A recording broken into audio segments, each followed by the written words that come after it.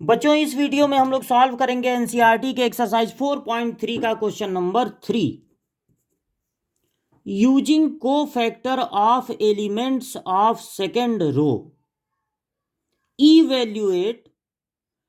देखिए जो डेल्टा है वो डिटर्मिनेंट को भी रिप्रेजेंट करता है। डेल्टा जो है वो डिटर्मिनेंट को भी रिप्रेजेंट करता है।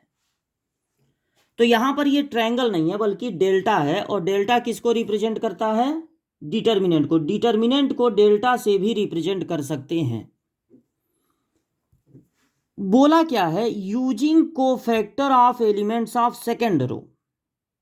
तो सेकेंड रो ये है, देखिए 201, इसके कोफैक्टर का यूज करके इस डिटर्मिनेंट की वैल्यू फाइंड करनी है।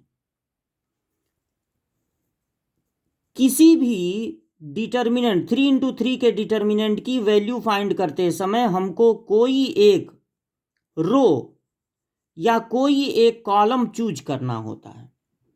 अगर हम किसी भी रो को लेकर या किसी भी कॉलम को लेकर वैल्यू निकालेंगे तो सेम आएगी।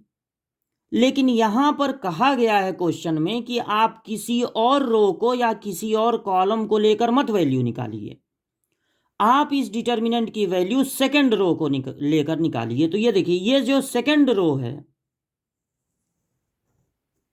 उसको हम लोग थोड़ा सा घेर देते हैं।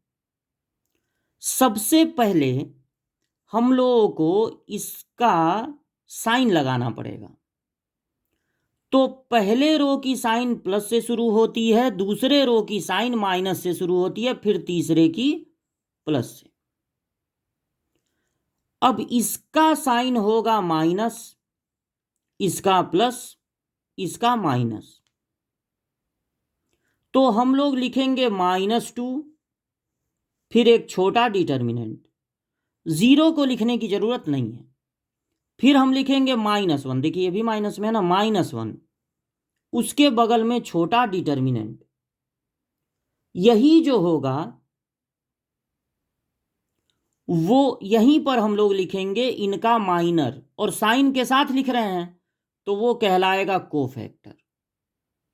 साइन पहले ही लगा दिए हैं। और अब एलिमेंट के बगल में इनका माइनर लिखेंगे। माइनर कैसे लिखा जाता है? इस एलिमेंट का माइनर लिखना है तो इसका कॉलम छोड़ देंगे और रो छोड़ देंगे, तो बचेगा 3823, वो यहां पर लिख देंगे। तो माइनर ये है और साइन के साथ ही इसको लिखा गया है, इसलिए ये कोफैक्टर है। वही कह रहा है कि कोफैक्टर का यूज कीजिए, कोफैक्टर से ही डिटर्मिनेंट की वैल्यू निकलती है। तो यहां पर अब इसका लिखना है, जीरो का लिखना नहीं है। इसका कॉलम छोड़ दीजिए, रो छोड़ दीजिए, बचा 5312, 5312। अब आपको दिख रहे हैं दो ठो 2 इंटू 2 के डिटर्मिनेंट, और 2 इंटू 2 के डिटर्मिनेंट की वैल्यू निकलती है क्रॉस मल्टीप्लाई से। सबसे पहले इनका मल्टीप्लाई होगा, ये प्रिंसिपल डायगोनल होते हैं, ये इनका मल्टीप्लाई पहले होगा, 3 3 जा 9, फिर माइनस लगा देते हैं, हमेशा माइनस ही लगाते हैं। और इनका मल्टीप्लाई होगा, ये 2 जा 16, फिर ये -1 लिख लिए। इनका मल्टीप्लाई पहले होगा 10, फिर अपने तरफ से माइनस लगा देंगे, इनका मल्टीप्लाई होगा 3। 9 में से 16 माइनस होगा, बचेगा -7, -7 का इसमें इंटू हो जाएगा तो हो जाएगा +14, माइनस, इनको माइनस करने पर आएगा 7 +7, तो प्लस का माइनस में इंटू माइनस ही होगा 7, तो ये हो गया 7। यानी कि इस डिटर्मिनेंट की वैल्यू 7 आई। अगर कोई और रो लेकर वैल्यू निकालिए तब भी 7 ही आएगा, और कोई और कॉलम लेके निकालिए तब भी 7 ही आएगा। लेकिन यहां पर कहा गया था कि सेकंड रो को लेकर वैल्यू निकालनी है।